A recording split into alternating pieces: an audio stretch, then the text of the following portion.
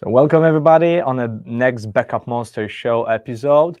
This time we have a subject, the growth and significance of OpenStack Community. And my special guest is Jimmy McArthur. Hi, Jimmy. Hi, Paweł. Thanks for having me. How are you? I'm doing great. How about yourself? I'm good.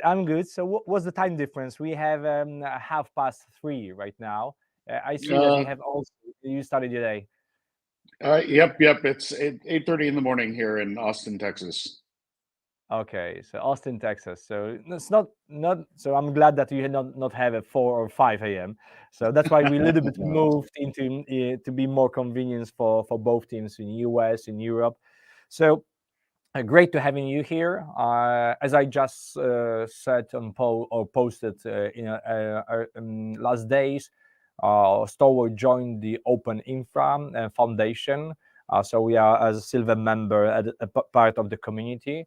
So definitely, what I would like to get from today's session is, for our audience to get better understand what the actually OpenInfra Foundation stands for, what's the mission, and what of course is the major goal for the foundation. And like I said, definitely I would like to a little bit deep dive into the OpenStack technology, because I heard that many times market try to kill the technologies, like a little bit as a tape, and it's coming back and it's getting bigger and bigger every year. So if you could just start and briefly introduce your role into the OpenInfra Foundation, and just say a few words about yourself before. Yeah, absolutely. First of all, thanks to Storware for joining the foundation as a silver member. We're thrilled to have you. Um, as far as my role in the foundation, I'm Jimmy McArthur. I work in business development at the OpenInfra Foundation. I've been here for 7 years. I've done a lot of different roles over the years, but for the last 2.5, I've been doing business development and talking to organizations all over the globe about their OpenStack deployments and other and the other software that sits in the open infrastructure space. So 7 years. How many members right now are in the OpenInfra Foundation, more or less? So we've got 90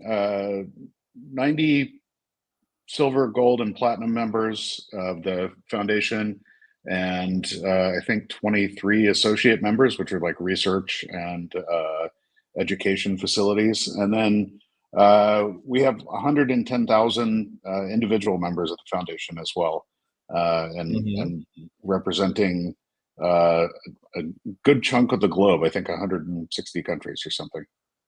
Yeah, so more than 100,000 users. So great number. What actually? So when the OpenInfra actually, foundation was created, and what's the major mission today? Sure. Well, as you probably are aware, we started out with OpenStack in 2010, and that was a joint venture between Rackspace and NASA. And out of that project came the OpenStack Foundation. And just about 2.5 years ago, we kind of expanded our mission and our scope to the Open Infrastructure Foundation. And the reason we did that is, one, we were growing a bit beyond OpenStack, and we had a lot of different organizations coming to us that wanted to bring projects to the foundation, and they liked the way we were doing open source and kind of our unique approach to it. And we also saw an opportunity to kind of grab that space as a foundation, kind of below the Kubernetes layer and above the hardware layer. So that's what we consider open infrastructure.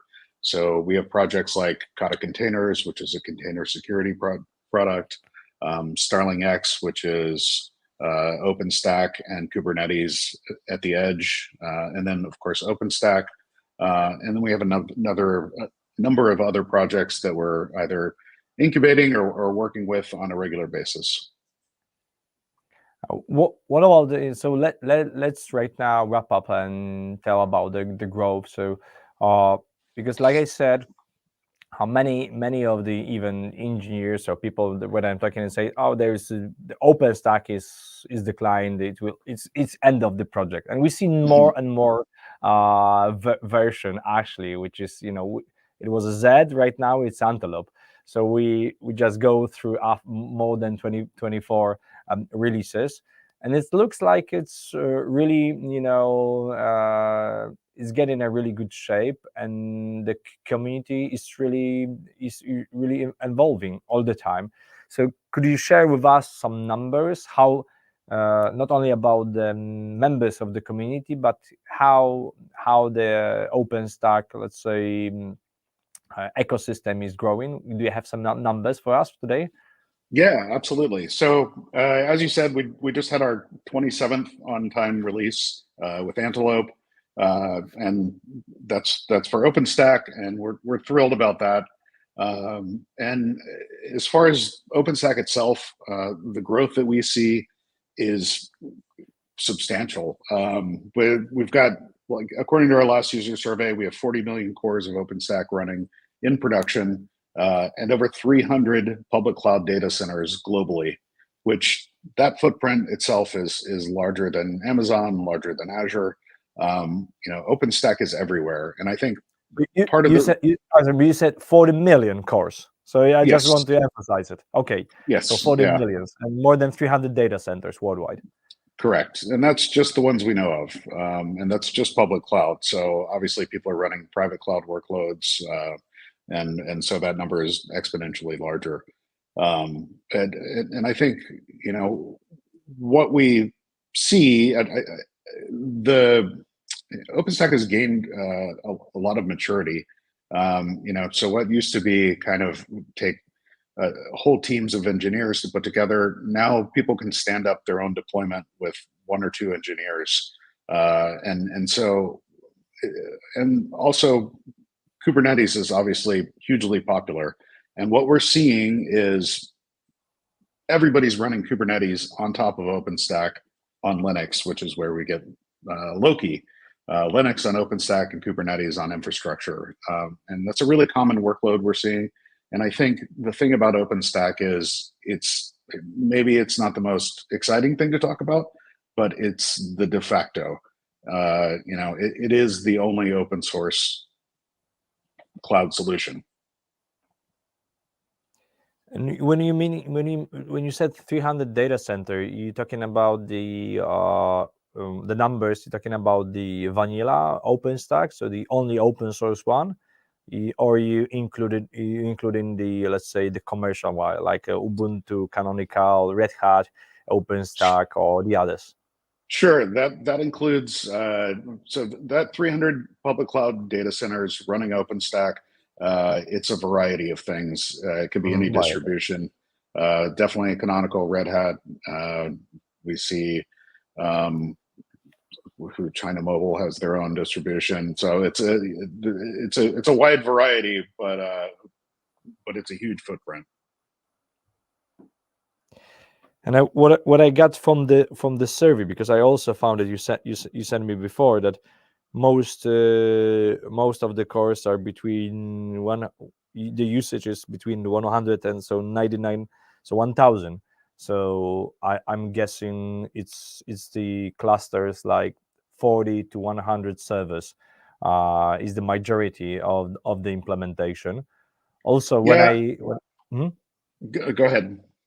Yeah, also when I found my customers using my software backup, it's also like starting like 10, 20, 50 plus servers, because we all we know that the OpenStack usage, it's starting and it's really useful when we're talking about the scale. So not small footprint, but definitely the bigger chunk of the infrastructure. If the bigger the usage is, much more visible and useful for this kind of the implementations.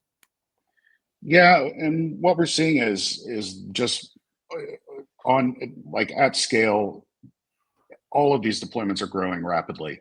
And so, as you said, the number of cores, the average number of cores per deployment has gone up quite a bit over the years. And we used to have something called the 100K core club, which had just a handful of people in it. It was CERN and Verizon and a couple of other folks.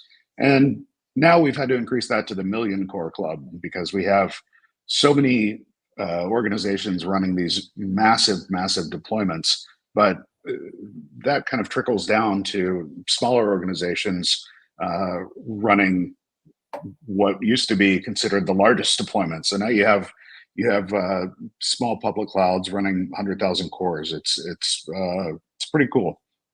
Mm-hmm. And when we always talking about the OpenStack, we know that OpenStack can use the variety of the visualization engine.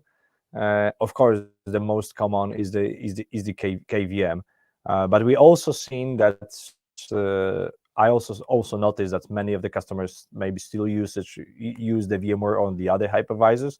So what do you see from the service, from the analysis? What is the native and the most common hypervisor behind the OpenStack these days? Yeah, KVM continues to be kind of the giant. Everybody's running KVM. 84% of our users, according to the last user survey, are running KVM. 35% are running QEMU, and 20% of people are running just bare metal. So they're just allocating hardware resources instead of hypervisors. So it's a bit interesting, and what we do see is like Zen and Hyper-V are kind of are not as prominent as they once were. So, and I mentioned Loki earlier. With most of our users running on KVM, that kind of opens the door for us to play well with Kubernetes, and OpenStack continues to work well together. So that I think we'll see that number on KVM kind of stay steady for a while. So I'm glad to hear such as numbers. What do you think after after the Broadcom acquired the VMware? Do you see, or what's the feedback on the community?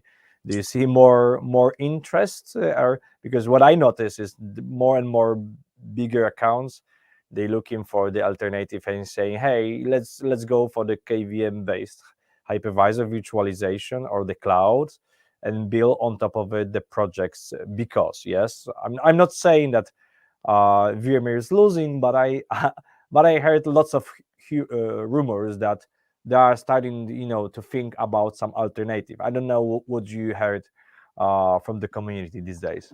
Yeah, I think the uncertainties of working on a proprietary ecosystem are real, and it's something we're seeing for sure. And I think in general, what we see as kind of drivers for people moving to OpenStack as a solution are what we call the 3 C's: cost, compliance, and capabilities.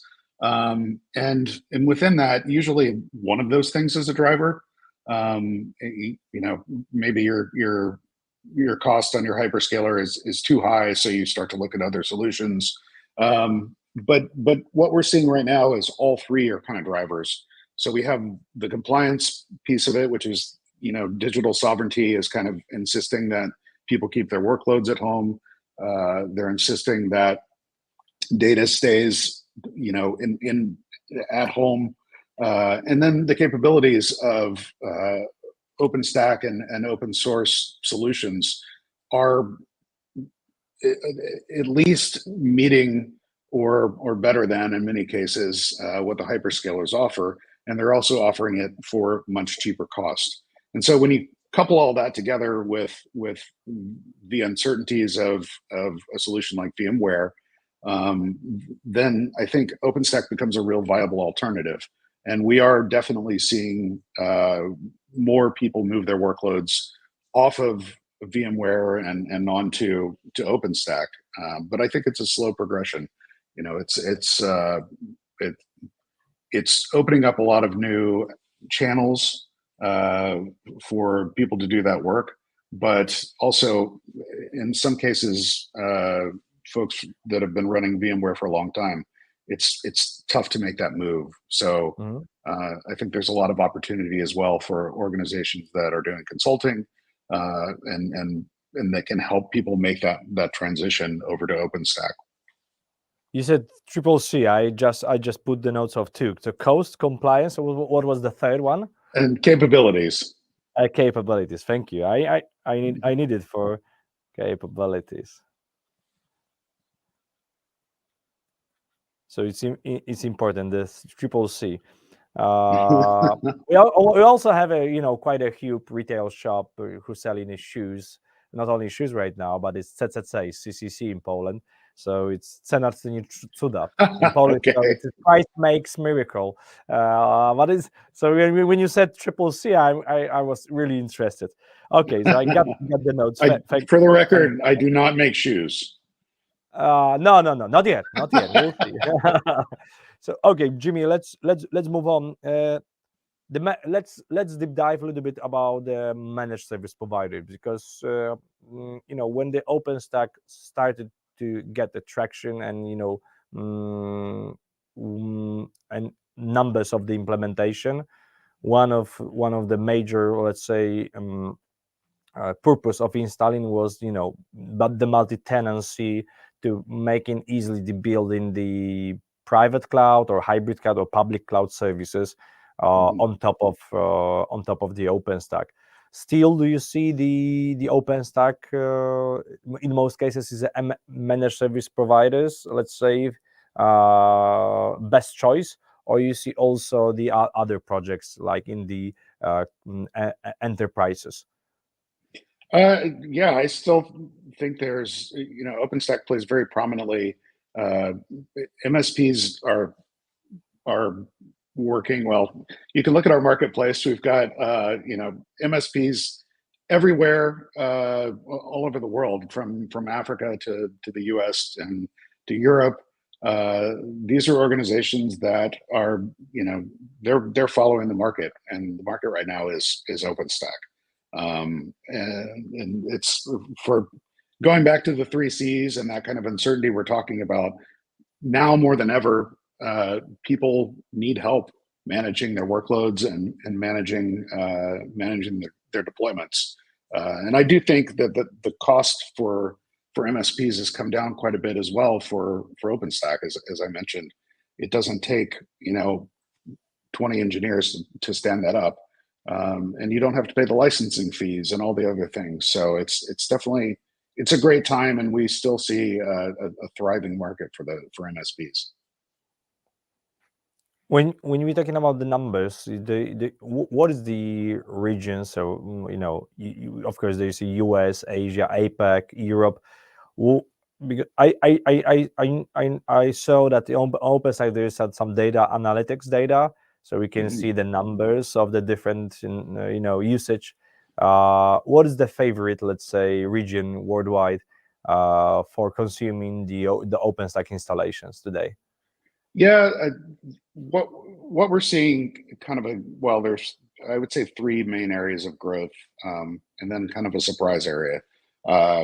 China, of course, has the largest OpenStack deployments in the world, and all of the major telcos in China are running OpenStack, along with huge manufacturing facilities. But the kind of Southeast Asia is the sort of newest region that is rapidly growing.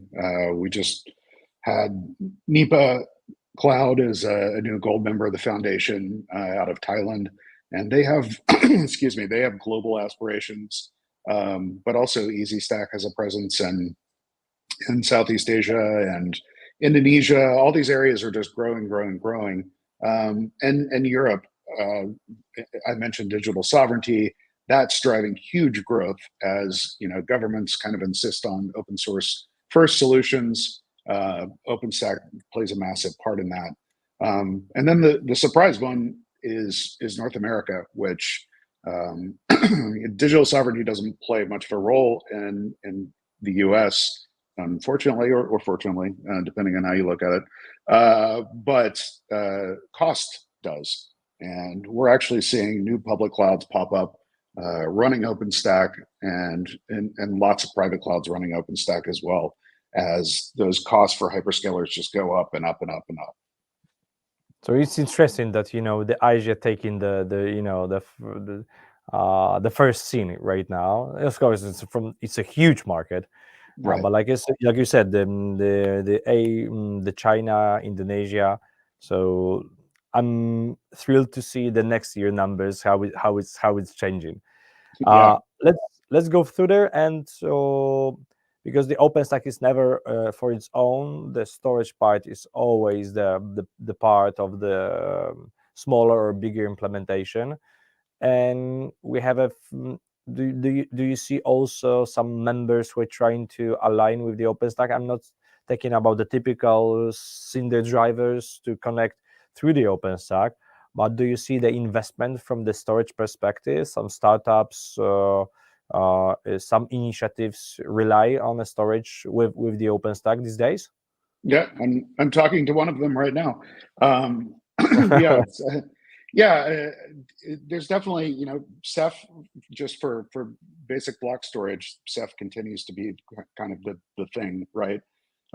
But we're definitely seeing movement in the market. Organizations like Pure Storage and Storware, Storepool, are doing block storage alternatives. And then there's like backup and recovery solutions. So there's some built into OpenStack, like OpenStack Freezer, but also Storeware plays a big part in that. And there are a number of companies entering the market that I think show there's this need for storage at massive scale, right? Like people are running these huge HPC workloads, and it's requiring giant bursts and of storage, and then shutting it all down. So it's very interesting. It's like, years ago when we did the first implementation for the OpenStack, I was struggling with my friends and engineer in a Red Hat those days, where there was a fight because when the OpenStack started to did a huge implementation, there was no let's say message about the backup itself, because normally you shouldn't have you don't need a backup. Same with the containers. So let's say by the design point of view, everything it's actually the stateless. You don't have a stateful. You should not treat a typical OpenStack instance or typical container like something that will last forever. You shut down, you open up, and you just you just managing, and everything should go smoothly with the high availability, etc. But after a while, what I noticed, many of the administrators or people who implemented, they started to treat it in OpenStack instance as a typical VM, with the same approach to protecting them. So right now it's obvious that the OpenStack should have a proper data protection platform, and Storware is one of the vendors who are helping to achieve the disaster recovery and the backup recovery goals. But see, the same is right now going with the containers. Few years ago, we've been struggling to saying there is no sense to protect the containers. Right now, it's obvious that there is supposed to be the projects kind like a Valero, Cloud Casa, and the other players working on the market, not as a backup as a service solution, or custom Storware or the others. But so Ceph is still the dominant, I guess the first choice. This is what we also see. Correct me if I'm wrong. The most popular SDS because of its popularity and the open source, of course. See, right now the IBM took this part of the commercial one. They grab it from the Red Hat. We'll see what happens in the next years. But open source is doing well.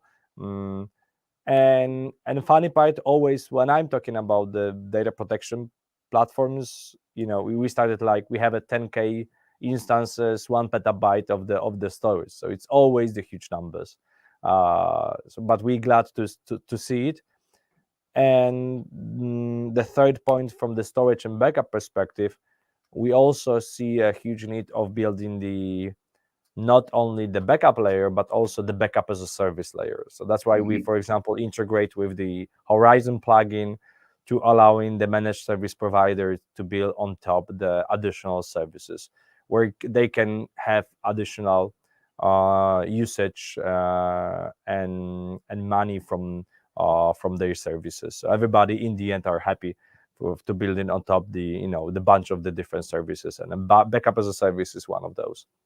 Yeah, I would definitely continue to see growth in that area. And I think, as I'm sure you're aware, storage is kind of a slow mover. Their data is very precious, and it's hard to make a decision to move to a different platform. So for sure, Ceph will continue to dominate, but other solutions are coming on the market, and I think they're viable alternatives. And as people explore that, I would assume that market diversification would continue in that. Okay, thanks. So let me just to take some my notes, because I'm taking for blogging purposes later on. Always I can play a replay, but there is no sense. You also mentioned that OpenInfra also right now heavily investing in the Kubernetes. So what is behind OpenStack? I don't want to dominance right now about the OpenStack talk. We already proved that the numbers are growing. There is more managed service provider, so we have a big community. And could you give us places where this community can meet, like in a yearly basis or often? Where is the place where to best show up, meet the people? I mean virtually or offline. Could you giving us a few hints here? Yeah, absolutely. Thanks for giving me the opportunity to plug the OpenInfra Summit, and we've got one coming up in Vancouver in June 13th through 15th. But that is the place where you can meet the community. And the interesting thing about that particular event is it's very much a working event. We have alongside it, we have the PTG, which is the project teams gathering. So all of, or at least a good percentage of the OpenStack projects actually meet there and plan for their next release. So you actually can see engineers getting together and doing real work and getting real work done. And it's an opportunity for organizations to come and meet those folks and really talk about how the OpenInfra software impacts their business, and you can really actually get in front of people and talk about the changes that you'd like to see in the software. Aside from that, we also have our OpenInfra Days, which are regional events all over the world, and you can reach out to us at the OpenInfra Foundation if you're interested in those. But we have, I think, 30 events that'll be regional this year. So we've got them all over Europe and all over 4 in Southeast Asia, and 1 in China, and a couple in North America. So it's good stuff. So next one is in Vancouver. So it's a yearly summit. So every year, same place or the different cities? Different cities every year. If I had to guess, next year we'd be heading back probably in 2022 we were in Berlin, so maybe we'll end up back in Europe or Southeast Asia. Like anywhere where we see OpenStack growth is where we like to head. Gosh, so it won't be fast in Poland, yeah. I know that few OpenStack implementation, but it's not so lot that you will come. I would love to go to Poland.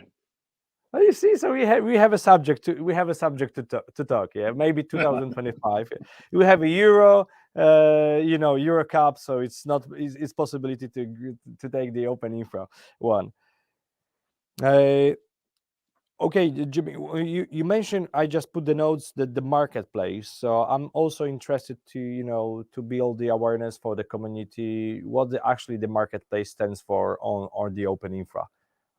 Yeah.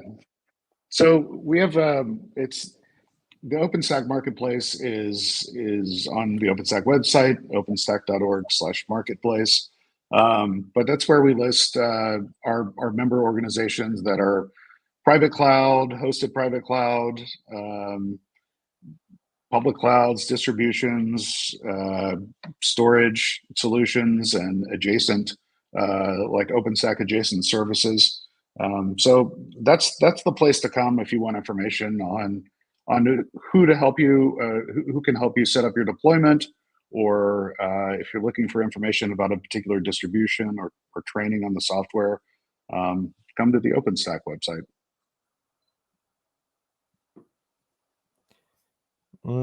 What about the because we also talk about this migration between the different hypervisor or even the different technology, because from one side everybody is looking for the much more agile business transformation, but we also many times see that many companies stuck of the technology, they would like to move it, but they are struggling with. And you think it's all about, because many times when I spoke with the engineers or the businesses, they say, okay, we got the VMware, we got the Hyper-V, we would like to go into the OpenStack, but we have so many process and the security patterns based on this solution that it will be not easy to transparently move. What in these cases we should recommend as a community, as a partners here? How to encourage those companies to take the next step? Yeah, that's a great question. So yeah, it's a very common use case, and something we see often. I think when you have something like VMware and people have invested so much in it, it's scary to move off of that onto something new and something that you might not immediately have resources for. We recommend working with a consulting company or working with one of the existing MSPs that are in our ecosystem to help with that transition. But what we've been seeing a lot of is people will stand up an OpenStack deployment alongside VMware, and then as those customers sort of evolve or they can start to move those workloads off onto OpenStack. And in some cases, some organizations are just simply not going to want to move, right? VMware is a tried and true solution, and there's nothing wrong with it. OpenStack is an open source alternative, and it requires a different set of skills to manage that. But it's also a very flexible solution, and it's a very cost-effective solution. So I would say it's happening all over the place where people are making that shift, and look for somebody that's a professional in the market that can help you make that move. Mm-hmm. Do we have any right now the numbers? Because what I saw, it is like 10 years ago, even Gartner did some the virtualization Magic Quadrant, but they stopped after I think it was 2017, 16, 17. They said that there is no sense right now to comparing the virtualization engines because it started to get in the commodity. Let's focus, on the services on top of it. I'm just saying right now about the Gartner. Maybe there are the different sources that we can find those numbers. But maybe do you have this information how many of the MSPs, was the percentage of usage on OpenStack in MSPs world, or the public clouds. I trying to find those numbers, and it's really hard. Yeah, that is a great question, and one I don't have an answer to. But I could check into that. Yeah, I don't know. I know that our public cloud footprint, as I mentioned, is technically larger than Amazon, Hmm. and larger than Azure. So from the public cloud perspective, I can speak to that pretty well. I don't know what the majority of MSPs are working on, but I do know that we see a big shift and a big need for managed service providers that understand and work directly with OpenStack. Yeah, and like you said, if we're talking about this 3C, the cost is more and more important because we would like to fight and save the margin from the services that we are providing. And if the infrastructure part is taking more and more money from us, it means that we need to, and we cannot right now higher the prices from the services that we are taking because we're losing the potential customers or they going somewhere else. So the piece from the managed service provider is decreasing all the time. Yeah. So looking to have a real time or simultaneously, if we have some other solution, maybe the advice is maybe not go straight away to the OpenStack itself, but maybe build the island of the OpenStack as a new project and Yeah. starting to build in the real time alternative. It's also good Yes. because you don't stand on a one bow flex on the same technology. So this is also the differentiator, and it can save all of the problems in case of any issues.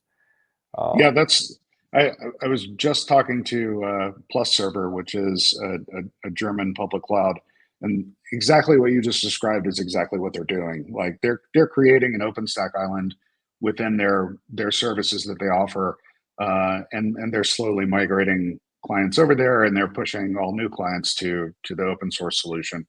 As you said, it's all about margin, right? So these service providers, they want to make as much money as they can. That's why they're in business.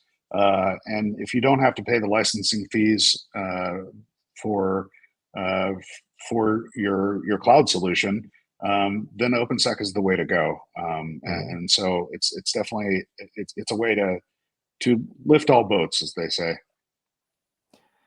And what's so we're talking about the past, we're talking about right now, the nowadays, what's going on, how the future will looks like, how you see it when you speak with the members, how the community, like we already discussed, growing. So where the so OpenStack right now has a 13 years. It said 2010, so we have a 13 years.